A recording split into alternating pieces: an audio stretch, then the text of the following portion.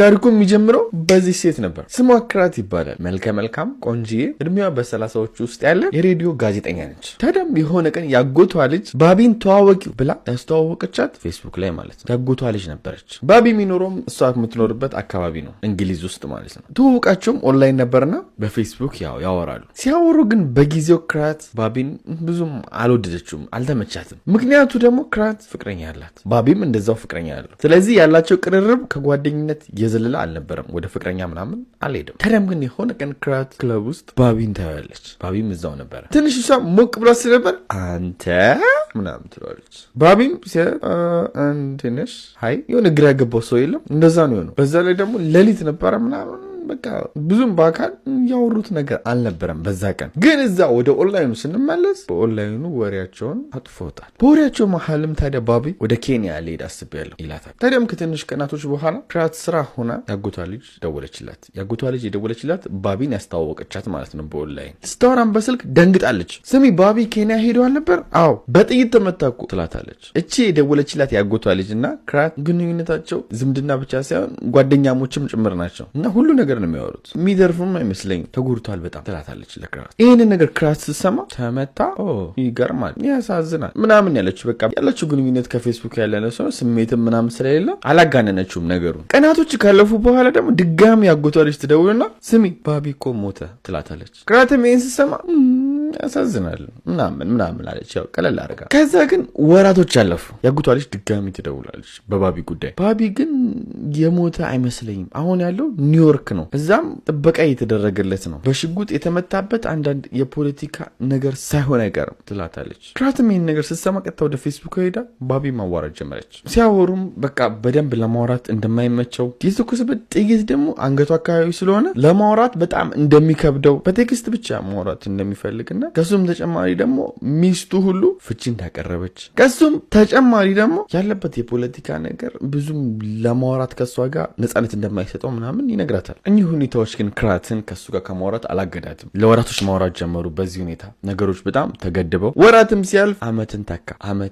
አመት የተባለ አሁን 2015 ደረሰ እንደ ፈረንጆች አቆጣጠር። የተለየ ነገር አሁን 2015 ላይ ምን ተፈጠረ ካላችሁ ባቢ ክራትን አፈቅርሻለሁ ይላታል ማለት ነው በቴክስት። ክራቴን ስሰማ እኔም ወድሃለሁ ትለዋለች ማለት ነው። እና ታፈቅረኛለህ? አዎ አፈቅርሻለሁ። በቃ እኔም አፈቅራለሁ። ከዚህ በኋላ አወራራቸውም ተቀየረ። በቃ የፍቅር ቴክስት ነው ምናምን፣ ፎቶም ትልክለታለች። ያላቸው የርቀት ግንኙነት የበለጠ እየጠነከረ ነው የመጣው። አንዳንዴ ግን ክራት ጭንቅ ስታደርገው ስካይፕ እናውራ ምናምን ስትለው እሺ በቃ ምናምን ይላትና ግን ሲያወራት በስሱ አድርጎ ለምሳሌ እንዲህ እያለ ነው የሚያወራት። በቃ ይህ ቪዲዮ እንዳልኳችሁ ላይክ ማድረጋችሁን አትርሱ ምሳሌ ነው እንዲህ እያለ ያወራታል። ግን እናንተ አትርሱ ላይኩን። እሷም ይሄ ነገር አልደበራትም። ጮክ ብሎ እንዳያወራ እንዳልኳችሁ በጥይት ስለተመታ እዚህ አካባቢ አይችልም። ከሱም አልፎ ደግሞ ኦንላይን ላይ ታገቢኛለሽ ሆይ አላት። በኦንላይን ማለት ነው፣ ማለት በቴክስት። እሱም ቀጠለና ይሄንን ነገር ፖስተው ታገቢኛለሽ ሆይ የሚለውን ፌስቡክ ላይ ማለት ነው። ከዛስ ሰዎች እየመጡ የባቢ ቤተሰቦች እየመጡ እንኳን ደስ አለ ምናምን፣ እናት አባቱ ቤተሰቡ ማለት ነው እየመጣ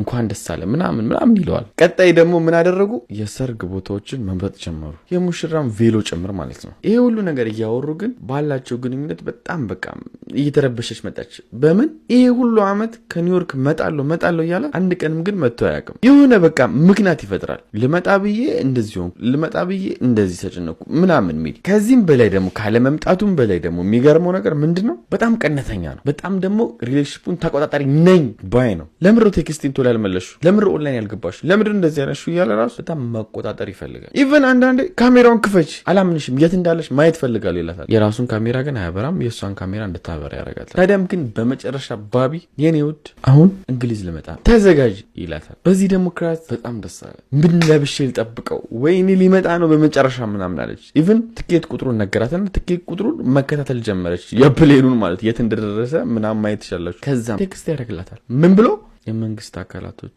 የዛሬን በረራዬን ካንስል አደረጉብኝ መምጣት አልችልም ይላታል ማለት ነው። በዚህም እሷ በጣም እንደደበራት፣ በጣም እንዳዘነች፣ በጣም እንደከፋት፣ ልቧን እንደሰበረው ትነግረዋለች። ግን አሁን ለክራት ከሌላው ጊዜ ይሄ ትንሽ ነገሮች እንድትጠራጠር አረጋት። ምክንያቱም ሁሌ ሊመጣ ነው ብሎ በመጨረሻው ሰዓት ካንስል ያደርጋል። ያወሩትም ደግሞ ለ9 ዓመት ነው። አስቡት 9 ዓመት ሙሉ ባብና ክራት እያወሩ ነበር። በአካል እሱን ለመጨረሻ ጊዜ ያየችው ያኔ ነበረ ክለብ ውስጥ። ከዛ በኋላ አይቶ አታውቅም። እና የምር ምን ሆኖ ነው ምንድነው ችግሩ ትልና የግል መርማሪ ትቀጥራለች።